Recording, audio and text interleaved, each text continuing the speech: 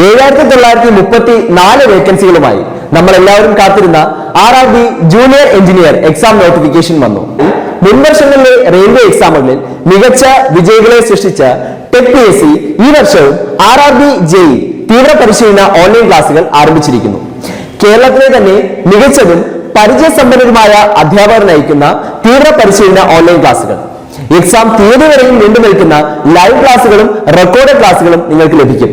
Smart and effective capsule notes and study materials in PDF format, 5000-ലധികം topic wise multiple choice questions with detailed explanation, 20ഓളം ഫീഡ്ബാക്കോട് കൂടിയ mock ടെസ്റ്റുകൾ, doubt clearance and mentorship എന്നീ പ്രത്യേകതകൾ അടങ്ങിയ ഈ ഒരു കോഴ്സ് നിങ്ങൾക്കും സ്വന്തമാക്കാം.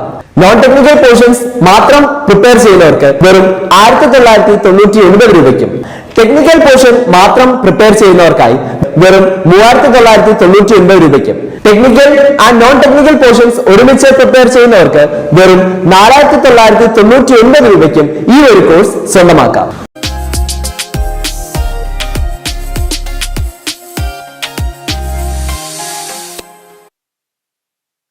ഹലോ എവ്രിവൺ, നമ്മൾ ഇന്നിവിടെ ഹ്യൂമൻ ഹെൽത്ത് ആൻഡ് ഡിസീസസ് എന്ന ടോപ്പിക്കാണ് ഡിസ്കസ് ചെയ്യാൻ പോകുന്നത്. ഫസ്റ്റ് ഓഫ് ഓൾ, എന്താണ് ഹെൽത്ത്?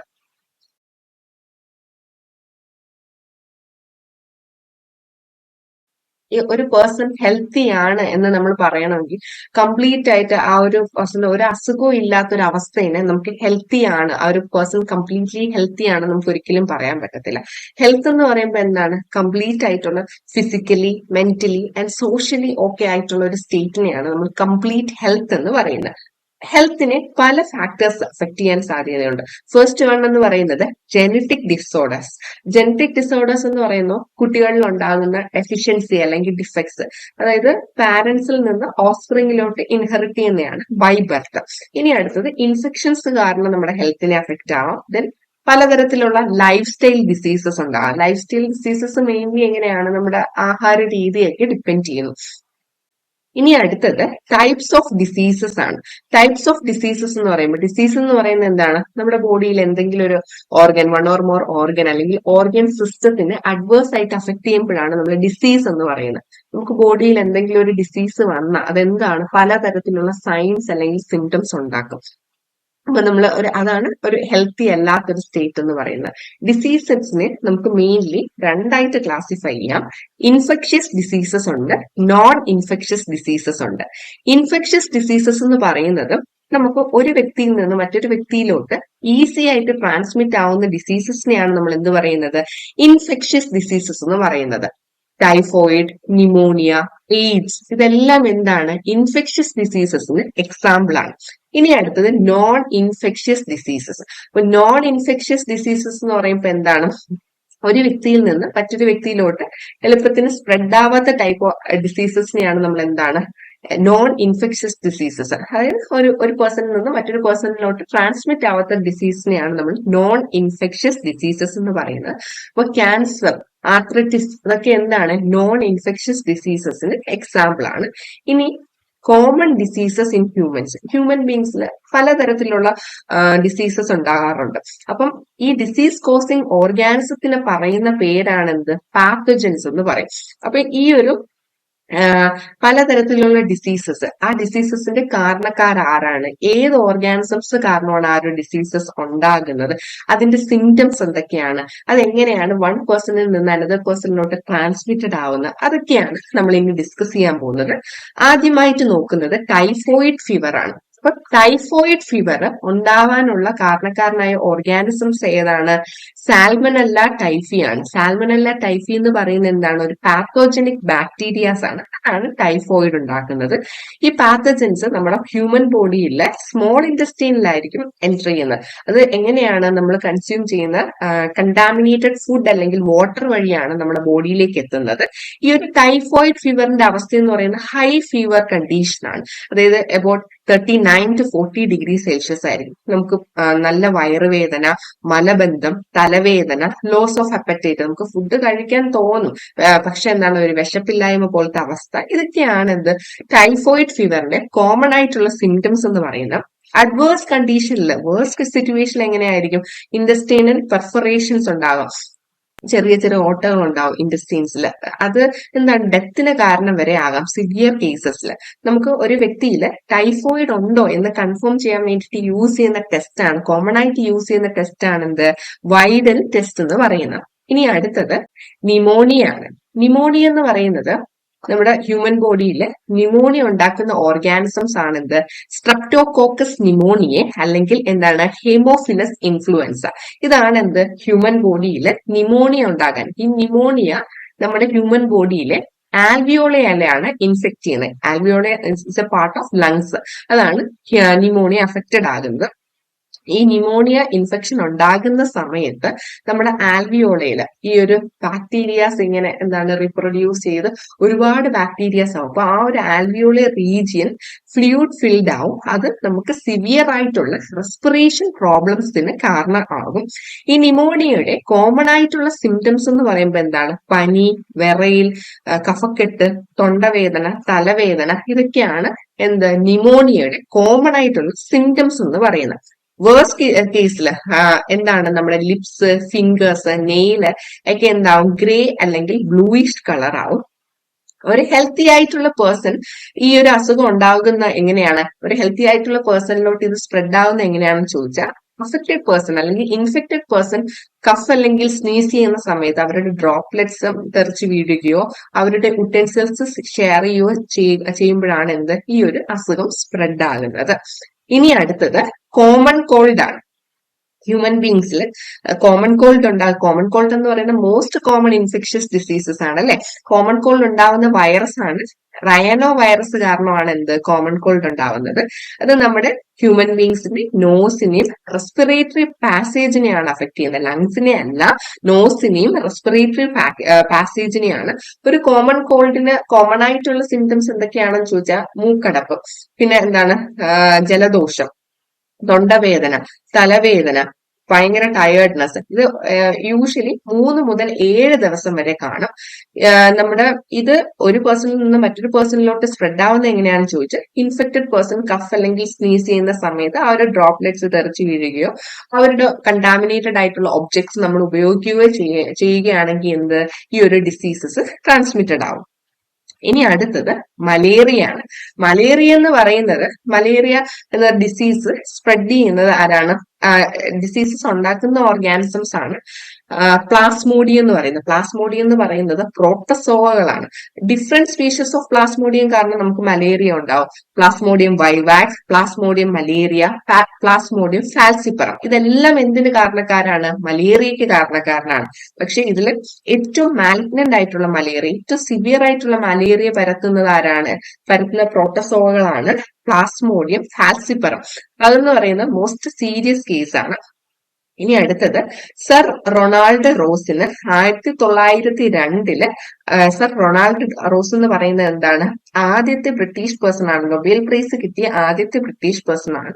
അദ്ദേഹത്തിന് നൊബേൽ പ്രൈസ് കിട്ടിയത് എന്തിനാണ്? മലേറിയയെ പറ്റിയിട്ടുള്ള എക്സ്റ്റൻസീവ് റിസർച്ച് നടത്തിയതിനാണ് സർ റൊണാൾഡ് റോസിന് നൊബേൽ പ്രൈസ് കിട്ടിയത്. അപ്പൊ അദ്ദേഹത്തിന്റെ കണ്ടുപിടുത്തം എന്താണ്? ഈ ഒരു മലേറിയ പരത്തുന്ന ട്രാൻസ്മിറ്റിംഗ് ഏജന്റ് എന്ന് പറയുന്ന മോസ്കിറ്റോ ആണ് എന്നൊക്കെ അദ്ദേഹത്തിന്റെ റിസർച്ചിൽ അദ്ദേഹം കണ്ടുപിടിച്ചു. അതിനാണ് 1902 അദ്ദേഹത്തിന് നൊബേൽ പ്രൈസ് കിട്ടിയത്. ദെൻ ഈ ഒരു പ്ലാസ്മോഡിയം നമ്മുടെ ഹ്യൂമൻ ബോഡിയിൽ എങ്ങനെയാണ് എൻറ്റർ ചെയ്യുന്നത്? സ്പോറസോയിഡ്സ് ആയിട്ടാണ് ഹ്യൂമൻ ബോഡിയിൽ എൻറ്റർ ആവുന്നത്. ഇനി മലേറിയൽ പാരസൈറ്റ്സിന്റെ ലൈഫ് സൈക്കിൾ കംപ്ലീറ്റ് ആവണമെങ്കിൽ അവർക്ക് 2 ഹോസ്റ്റിന്റെ ആവശ്യമുണ്ട്. ഒന്നെന്ന് പറയുന്ന ഹ്യൂമൻ ബോഡിയും വേണം, മറ്റത് മോസ്കിറ്റോസും വേണം അവരുടെ ലൈഫ് സൈക്കിൾ കംപ്ലീറ്റ് ആകണമെങ്കിൽ. ഈ ഒരു മലേറിയ പരത്തുന്ന ട്രാൻസ്മിറ്റിംഗ് ഏജന്റ് എന്ന് പറയുന്നത് എന്താണ്? ഫീമെയിൽ അനോഫിലസ് മോസ്കിറ്റോസ് ആണ് എന്ത് ട്രാൻസ്മിറ്റിംഗ് ഏജന്റ് എന്ന് പറയുന്നത്.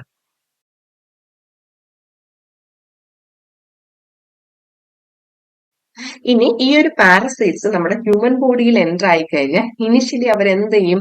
നമ്മുടെ ലിവർ സെല്ലിനുള്ളിൽ അത് മൾട്ടിപ്ലൈ ചെയ്യും. എന്നിട്ട് നമ്മുടെ RBCനെ റപ്ചർ ചെയ്യും. റെഡ് ബ്ലഡ് സെൽസിനെ അറ്റാക്ക് ചെയ്ത് അതിനെ റപ്ചർ ചെയ്യും.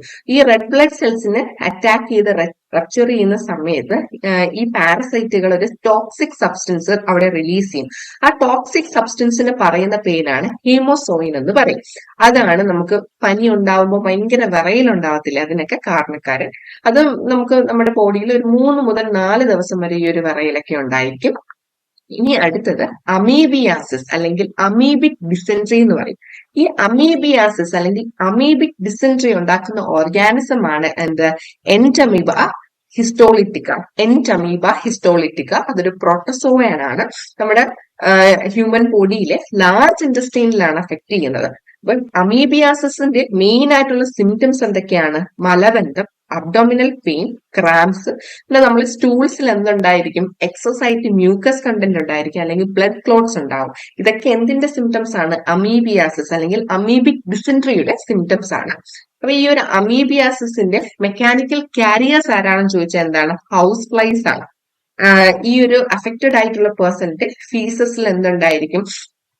ഈ ഒരു പാരസൈറ്റ്സിന്റെ ഉണ്ടായിരിക്കും. അപ്പൊ ഈ ഹൗസ് ഫ്ലൈസ് വന്ന് അതിൽ ഇരുന്നതിന് ശേഷം അത് ദെൻ ഫുഡ് ഐറ്റംസിലോ വാട്ടറിലോ ഒക്കെ വന്നിരിക്കുകയാണെങ്കിൽ ആ ഒരു ഫുഡ് ഐറ്റംസ് വാട്ടർ എല്ലാം എന്താവും? കണ്ടാമിനേറ്റഡ് ആവും. അത് കൺസ്യൂം ചെയ്യുന്നത് വഴി ഹെൽത്തി പേഴ്സൺ എന്ത് കിട്ടും? ആ ഒരു അസുഖം ട്രാൻസ്ഫർ ആവും.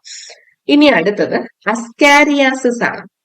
അസ്കാരിയാസിസ് എന്ന് പറയുമ്പോൾ എന്താണ്? കോമൺ റൗണ്ട് വേം അല്ലെങ്കിൽ ഫൈലേറിയൽ വേംസ് ഒക്കെയാണ്. ഈ അസ്കാരിസിസ് എന്ന രോഗം ഉണ്ടാക്കുന്ന ഓർഗാനിസം ഏതാണ്? അസ്കാരിസ് ആണ്. അതൊരു ഇൻഡസ്റ്റൈനൽ പാരസൈറ്റ് ആണ്.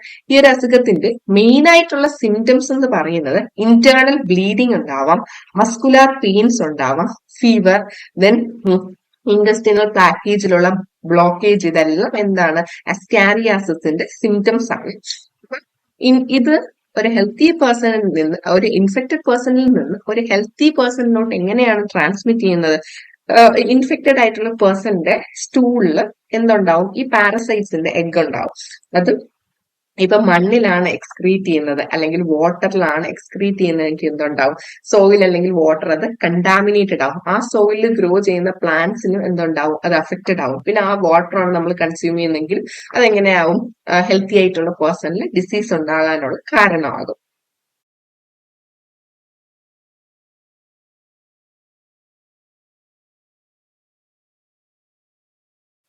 ഇനി അടുത്തത് എലിഫന്റിയാസിസ് ഓർ ഫൈലേറിയാസിസ്.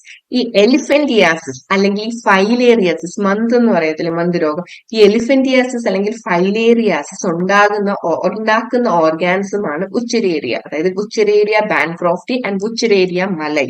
അതെന്ന് പറയുന്നത് ഫൈലേറിയൽ വേംസ് ആണ്. അത് നമ്മുടെ ബോഡിയിൽ വളരെ സ്ലോ ആയിട്ടായിരിക്കും ഡെവലപ്പ് ചെയ്യുന്നത്. അതിന് ഒരുപാട് ഇയേഴ്സ് നമ്മുടെ ബോഡിക്കുള്ളിൽ തന്നെ സർവൈവ് ചെയ്യാൻ പറ്റും. അത് യൂസ്വലി എവിടെയാ കാണപ്പെടുന്നത്? ലോവർ ലിംസിലെ ലിംഫാറ്റിക് വെസൽസിലാണ് അത് കാണപ്പെടുന്നത്. ഈ ഒരു അസുഖത്തിനെയാണ് നമ്മൾ എലിഫന്റിയാസിസ് അല്ലെങ്കിൽ എന്ത് പറയും? ഫൈലേറിയാസിസ് എന്ന് പറയുന്നത്. അപ്പം ഈ ഒരു അസുഖം വന്നു കഴിഞ്ഞാൽ എന്താണ്? നമ്മുടെ ആ ലോവർ ലിംസിന് ഡിഫോമിറ്റീസ് സംഭവിക്കും. അതിന്റെ ഒറിജിനൽ സൈസിൽ നിന്ന് അത് ഒരുപാട് വലുതാവും.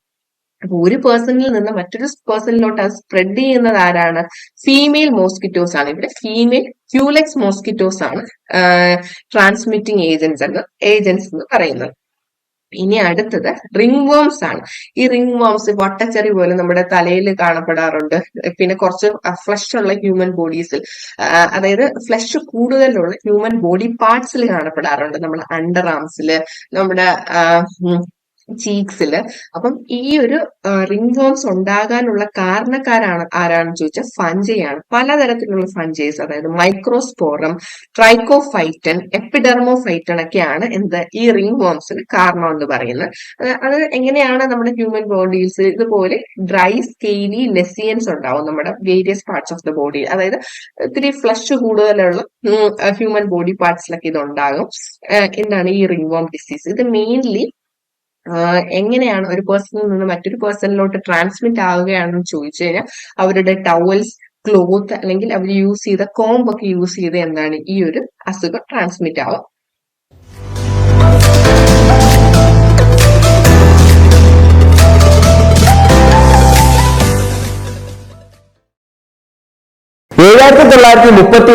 വേക്കൻസികളുമായി നമ്മൾ എല്ലാവരും കാത്തിരുന്ന RRB junior engineer exam notification വന്നു.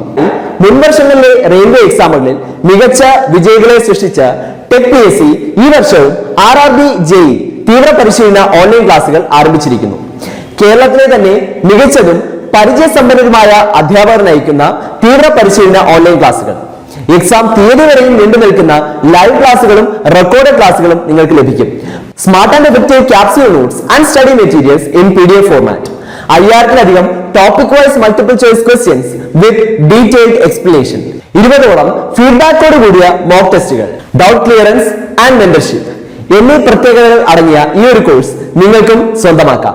നോൺ ടെക്നിക്കൽ പോർഷൻസ് മാത്രം പ്രിപ്പയർ ചെയ്യുന്നവർക്ക് വെറും 1999 രൂപയ്ക്കും, ടെക്നിക്കൽ പോർഷൻ മാത്രം പ്രിപ്പയർ ചെയ്യുന്നവർക്കായി വെറും 3999 രൂപയ്ക്കും, technical and non technical portions ഒരുമിച്ച് പ്രിപ്പയർ ചെയ്യുന്നവർക്ക് വെറും 4999 രൂപയ്ക്കും ഈ ഒരു കോഴ്സ് സ്വന്തമാക്കാം.